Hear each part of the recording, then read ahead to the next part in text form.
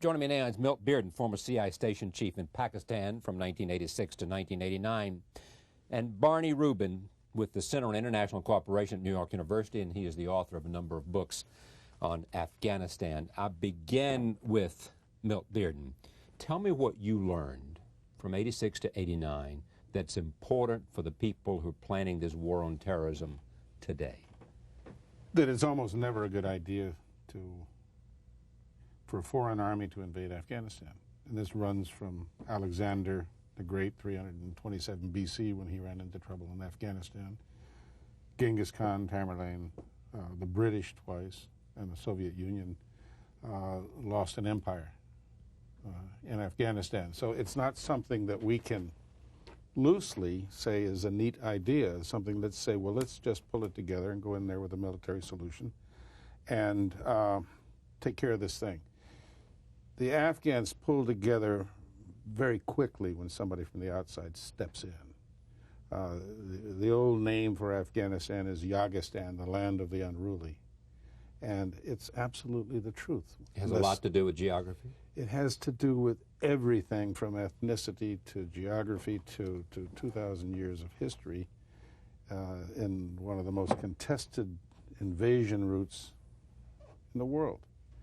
But these unruly people do pull together very, very well if somebody else comes in. So if we're planning anything, any military operations in there, people need to take into account the history. And then we have to start talking about geography, all the foothills and the eastern mountains and the Hindu Kush and switchback valleys, and looking for a man who doesn't want to be found in a place the size of Texas with a lot of mountains and a lot of unruly people.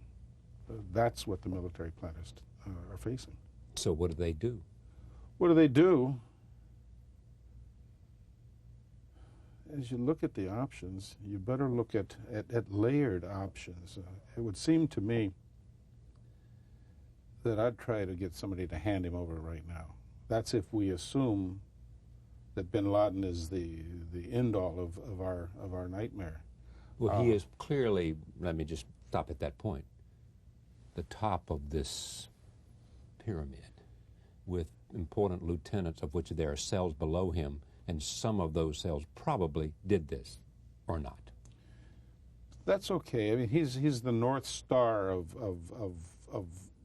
whoever it is that hates us enough to give up their own lives in taking us out and punishing us and trying to do us harm. Okay, but in your mind, he may not have specifically said, hijack a plane and ram it into the World Trade Center.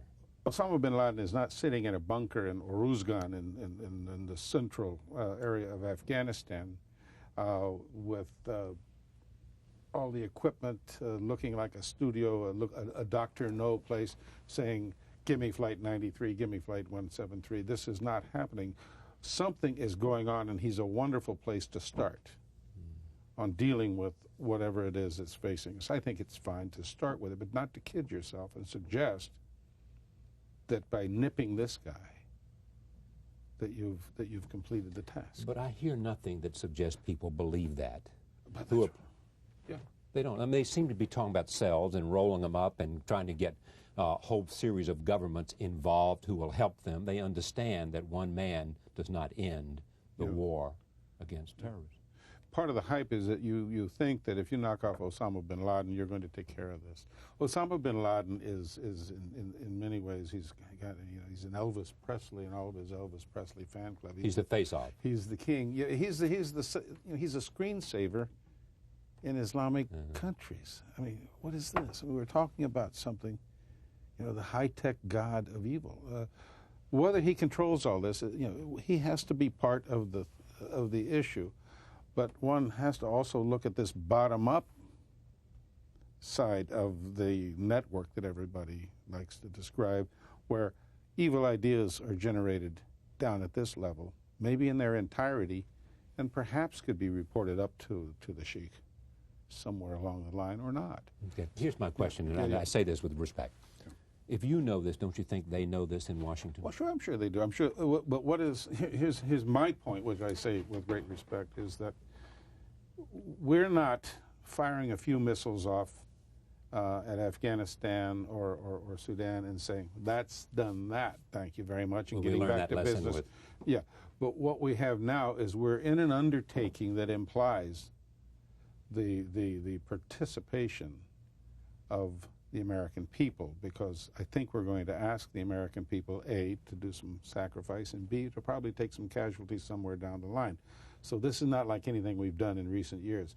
So I think what is important is that the American people begin to get a better picture of this than perhaps they've gotten in the last 6 days or 7 days. And I think that that's what we're talking about here now, is that this is a little more complex than just say, we'll take out this guy, some sort of a Jerry Bruckheimer type script, and we'll go in and do it that way. All right. Tell me what we should know as we think about the Taliban and what they will do, might do. Well, I would say, first, I want to add something to what Milt said about lessons from the past, and that is we should not think that we can solve this problem or even the part of the problem that is in Afghanistan, and as we all have to recognize, that's just a part of the problem and not even the majority of it. We can't solve it by getting rid of the bad guys, the guys we identify as the bad guys. Actually, we already got rid of the bad guys in Afghanistan once. That was what the Operation Milt was. They were the Russians. Yes, the Soviets and the communist government. They installed. We got rid of them. It didn't solve the problem because we got rid of the bad guys and then we walked away. Overnight, we didn't even. We were out on the fire escape and kind of shinnying down the ladder within a matter of weeks after the Soviets walked across the Oxus River. Right. So we didn't work with Afghans to build a stable country, help them really develop a stake in the international community so that they would have an interest in making their country secure for us and livable for them. Why didn't we? Because we thought that problems of distant peoples and faraway countries are humanitarian problems that should be dealt with by the UN and private organizations. Yeah, but yes, totally no agreement, and we rushed out. February 15th, 1989, Boris Gromov, the commander of Soviet Army, 40th Army, walks out. That's it. Big parade. It's done. We're out of there. But by May of that year, the Hungarians were moving towards cutting the barbed wire with Austria.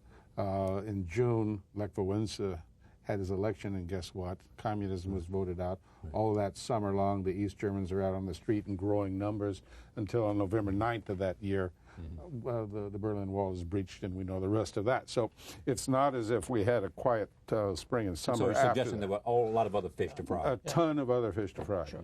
I don't want to by bringing that up, I don't want to replay and talk about what mistakes were made then. We might have different, but the point I'm making is important. Yes, the point I'm making is let's at least not make the same mistake twice. Barney's right. We will look back. We have to look back and say, look, the Afghans did the sacrifices.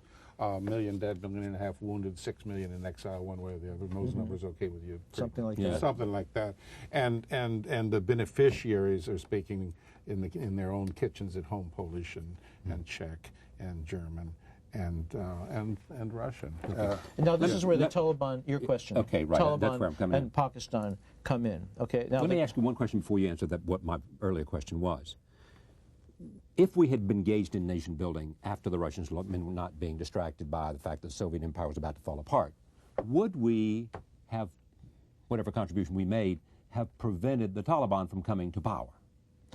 I can't engage in all kinds of scenarios, right. But I can say that the Taliban were a reaction to the kind of chaos, disorder, warlordism, rampant crime that was rampant in large parts of Afghanistan for several years after the Soviet withdrawal. For the benefit of people who have been hearing the name Taliban and know that they are in control of 90% of Afghanistan, and that they have a relationship with Osama bin Laden and they have been giving him a safe haven, and they're being asked by the Pakistani government to give him up with certain kinds of demands.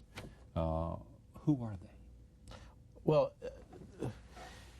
as I said, the Taliban originated as a group of very conservative, rural, parochial Islamic scholars, preachers, and students from southern Afghanistan who were made into a more effective military force by Pakistan because both they and Pakistan faced a common problem, which was the disorder in Afghanistan that created security problems for Pakistan, in addition to which Pakistan wanted to have a friendly government in Kabul because it wants to be backed up in the case of a conflict with India, which is 8 times the size of Pakistan.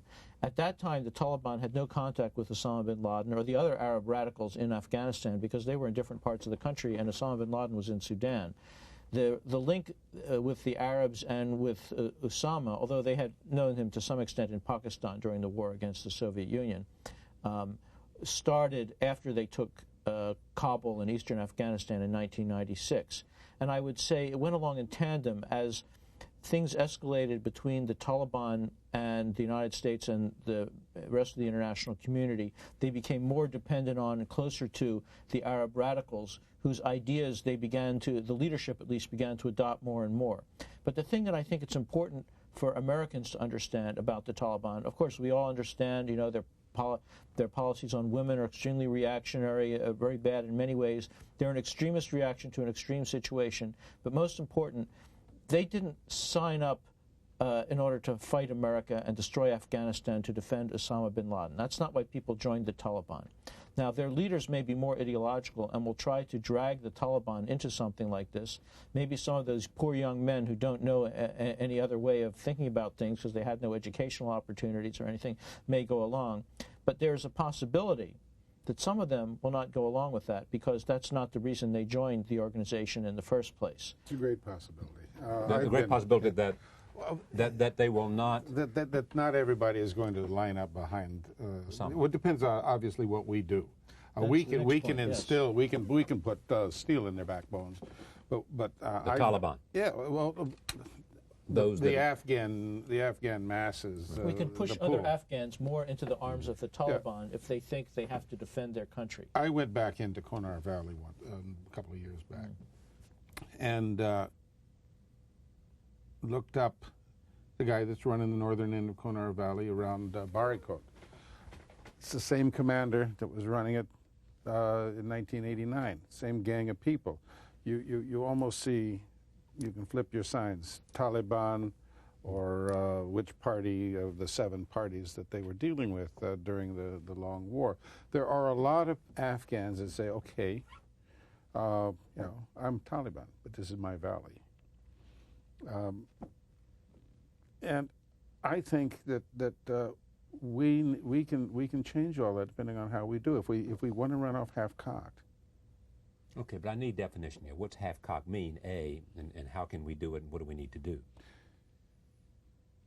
Jump into Brian. Threats right now. The one thing you can't do to Afghans, you can talk to them, you can do a lot of things, but you don't get much, in my experience, you don't get much with threats. They're not going to be afraid of threats of bombing. I mean, what do we do, bounce the rubble around in a few more cities? You can't tell where a bomb is hit in Afghanistan today.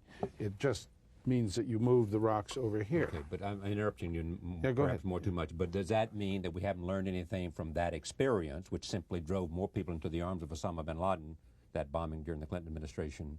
We haven't learned anything about how to bomb or more strategic bombing because of the nature of the terrain and because of the sparsity of the population and their mobility. Bombing will not do it under any circumstances. Nothing new has happened. Bombing is useful for destroying very big and important targets, but if there were any in Afghanistan, they've mostly been destroyed already.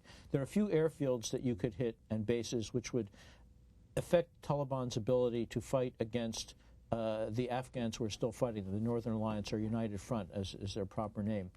And in the context of a political strategy in which we worked with Afghans who are against the Taliban, that might be effective if it were clear that we were doing that in alliance with other Afghans broader than just the United Front. Be very careful.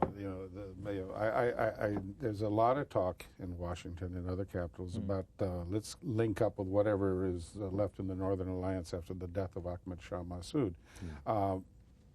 My years in Afghanistan or in the Afghan war, I'd be inclined to say you got to be really clever to know which side to take in the Afghan civil war. You better be very careful before you just get in, because if you get in a little bit, all you're going to do is just make sure more people kill each other. And I'm not sure what kind of a distraction today it is to help the Northern Alliance do what. I agree. The Northern Alliance is not capable of forming an alternative government to the Taliban. But they're not going to become Pashtuns, is what I'm going to tell you.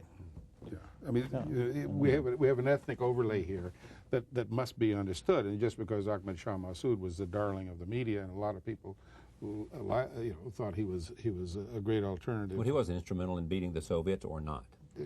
He was a terrific commander up to a point, and then my sense was that about 1988, 87, end of 87, he saw quicker than anybody else that the Soviets were in fact going to bug out, and decided that he'd spend a lot of his energies and resources in building what was called the Council of the North. Supervisory Council of the North. Supervisory Council of the North, and then which is now the Northern Alliance. And there have been so many deals. I mean, he's made deals with the Soviets back and forth. He's a deal maker. But I mean, that's my suit. So you've got Barney. Pakistan is in there trying to convince the Taliban to go along with it, right? Well, I think we should talk a little bit more about Pakistan, because that is really key in a way. Because Pakistan is key to the Taliban's ability to operate militarily. It's not key to their existence. They don't control the Taliban. But Afghanistan's a landlocked country with virtually no resources. Fuel, supplies, everything comes through Pakistan. They may have military advisors. The Taliban was strengthened because of Pakistani security interests, some of which are legitimate. That is, Pakistan couldn't walk away from Afghanistan the way we did, because they're there and they felt they had to do something. Even if we don't like what they did, we didn't come up with an alternative. Now, the government of Pakistan is totally panicked, because here's the situation. If they do not get the Taliban to hand over Osama and the collaborators whom we also want and end those camps, there are two things that can happen, according to what the administration seems to be saying. One way or another, the U.S. is going to wage some kind of a campaign against Afghanistan. Well, and we're asking for basing rights and other things in Pakistan to do that. If we do that, that will cause a tremendous uproar in Pakistan itself, and possibly conflicts within the military command, which is something that hasn't happened in the history of Pakistan, because even when they had coups, the military always stood together. If Pakistan doesn't agree to that, then Pakistan is on the other end. It's a pariah state outside this coalition. It won't get its debts recycled. It will go bankrupt, and it could mean very grave damage to Pakistan as a state. The U.S. is in a position, though, to create a failed state with 135 million peoples and nuclear weapons. It's up to us. It's absolutely a United States decision here on what happens to Pakistan. Why does Barney say that the Pakistan Army, and I'm not sure I agree entirely, is a little iffy on whether it will hold together and follow its very, very able general staff? These guys could be generals in our army. It's because over the last 10 years, Pakistan Army has been fed by young officers that have come through madrasas, and none of which, because of our policies, because of sanctions on Pakistan, none of which have spent any time in the Command and General Staff College, Fort Leavenworth, Kansas, or Fort Benning, or Fort Bragg, which was the experience of most of the last 50 years, where we had a bonding with this Army, and right now we maybe don't have a handle on it. And that's because of U.S. policies. What we have now is the Musharraf regime, which is under half a dozen different kinds of sanctions by the U.S. Anybody in Congress wants to draft a new sanction can and has. And we have... and he's demanding those sanctions be lifted. Well, he may be, I mean, of course... Demanding is a strong term. I mean, but they have to be on the table. Okay, bargaining, fair enough. But look here, he's got two things that are on his agenda. One, stamp out corruption, which is no easy task, and two, come to grips with religious extremism. These are pretty good ideas to try to get those done. If he goes with us one more time on this thing, we have to pass, at least we have to let him understand that we'll be with him for the longer haul. And that means if the street goes crazy, he's in fact got to deal with the street in his own way. Mm-hmm. He's got to slow it, to step on it, and it'll be a martial law. It'll be kind of tough, and we're not going to go. We can't go, have a nervous breakdown over that and swoon, because he's not a Democrat. Should he have confidence that we'll do that? He better, but he's Pakistani and we're Americans, and it's almost like Charlie Brown and Lucy. But let me say it another way then, Milton. I mean, is the administration, you think, prepared to go that distance? This administration is quite prepared, I think, to understand what this is all about, and to understand that by asking for anything, we're implying that we're going to have to be flexible on it. Go to distance if it gets tough for him. Go the distance. If it gets tough I think, see, the situation of the... But let me just interrupt. He's crucial, as you said. What happens in Pakistan is crucial to what happens in the early stages. And the later stages, too. Okay. But, you see, the relationship between the Pakistani government and military and religious extremism is not... Those are not two independent phenomena. That's right. Because the Pakistani military, ever since the Soviet invasion of Afghanistan, at least, and actually somewhat earlier, has been using and organizing and supporting and training and arming religious extremists for both its domestic and its foreign policy, and above all, for Kashmir. That is, they use techniques of asymmetrical warfare because they're facing what they consider to be an enemy, India, that is 8 times larger than they are. So they can't confront India directly. They have nuclear deterrence at one end, and at the other end, they arm religious extremists. And some of these religious extremists are trained by Pakistani intelligence officers in Afghanistan in camps affiliated with Osama bin Laden. So this relationship of Pakistan to the Taliban and Osama has been part of their key national security policy. And for them to break that can be something very traumatic for them. And that's something that the United States has been working on, perhaps in a rather half-hearted way for some time, and making, as far as I can see, Milt has access to more direct information than I do, absolutely no progress for a long time. And now this huge shock has come, and suddenly, in a way, their whole world and strategy is destroyed, and they have to try to save their country by making an about-face. And it's not easy for them, and that's why the country Pakistan should be in such a crisis. But they've got all of these imperatives that we're talking about, including the geographical imperative. It's not as if, America still has all those deep blue seas on each side of it, and Pakistan, at the end of the Afghan war, with the Soviet occupation, nobody moved. It was still next door to Afghanistan. They've got a rough history with the Afghans. They've got a rough history with the Pashtuns. They wanted to end up at least to have that part settled, to where they weren't going to have that ethnic group want to carve off a giant piece of Pakistan and once again call it another country. I mean, so they have all of this, plus they lost thousands and thousands of people to bombs going off in bazaars in the northwest frontier and all of that. Which way do you think the Pakistanis will go? If we can make a compelling case that we're with them, that we're willing to say, since we've entered in a situation with war powers or whatever, that we're willing to move some of those things off the table that are the great irritant between us. I think there's a reservoir of goodwill between the United States and Pakistan that we can work together on this. There is no Pakistani senior government official or senior army officer that doesn't have a brother, cousin, son, or daughter maybe in New York, or lost in the World Trade Center. I don't think the question is what decision the government will make. It will make that decision. I think the question is whether it will have the capacity to implement it and sustain it over what might be a long period of time. And that in part depends on our ability to define our objective in this war as being people like the ones who carried out these atrocious events in New York and Washington, and not just anyone who happens to sympathize politically with some of their grievances or who is against our policy in the Middle East, or even people who may hate us, but that in itself doesn't make them criminals. So we have to make it clear this is a policy against criminal activities, not against a whole set of political ideas that are fairly widely held in the Muslim world. That will make it easier for governments like Pakistan and others to stay allied with us. Well, what Barney is saying is something as simple as this, is that we have, in a number of areas of the world right now, we have reduced everything to an obscenely simple solution of Christian versus Muslim almost. We've got that clash of If civilization. we've done that, we're playing right into his hands, aren't we? We've got this clash. I mean, Well, you can argue unfortunately, with the this. president did it on Sunday when he referred to this as a crusade.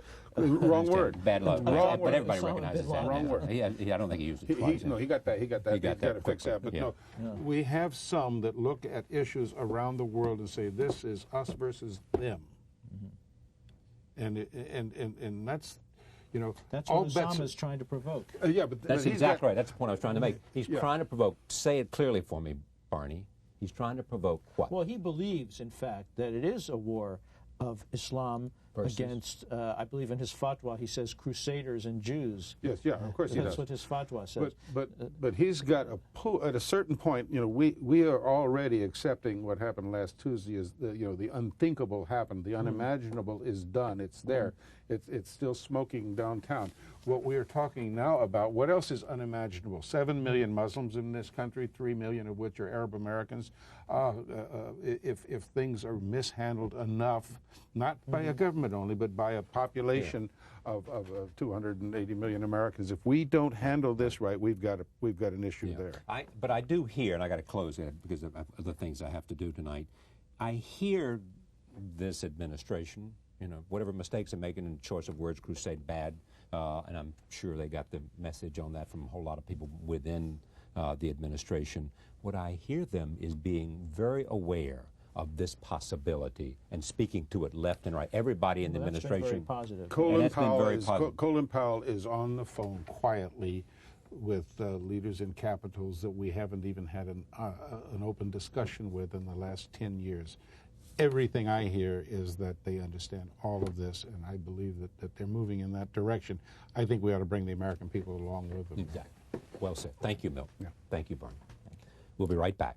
Stay with us.